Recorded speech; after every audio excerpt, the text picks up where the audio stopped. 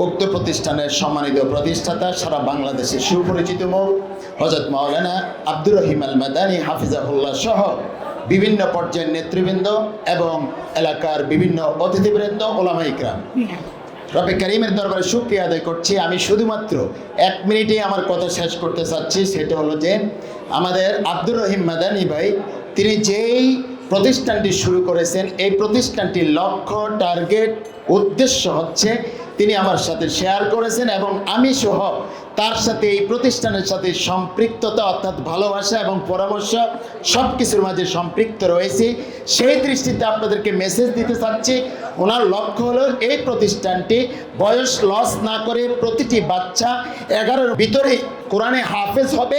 তারপরে তিনি মাদানী নেসাব অর্থাৎ সাথেই আলিয়া এবং অন্য পরীক্ষাগুলোকে সম্পৃক্ত করে মাদানী নেসাব এবং কদিম নেসাবকে সমন্বয় করে যে একটি বাচ্চা, একটি শিক্ষার্থী আলেমের ভিতরে তারা দাওরাত কমপ্লিট করবে, এই ধরনের আধুনিক প্ল্যান নিয়ে এবং সর্বোচ্চ তিনি যেহেতু বাংলাদেশের সেরা মাদানী নেসাবের একজন ছাত্র এবং তিনি যেহেতু একজন যোগ্য আলেম, তার লক্ষ্য হচ্ছে প্রতিটি বাচ্চা যেমন অনর্গল আরবি কথা বলবে, তেমনিভাবে অনর্গল ইংরেজি কথা বলবে এবং কওমি মাদ্রাসার যোগ্য একজন আলেম হবে।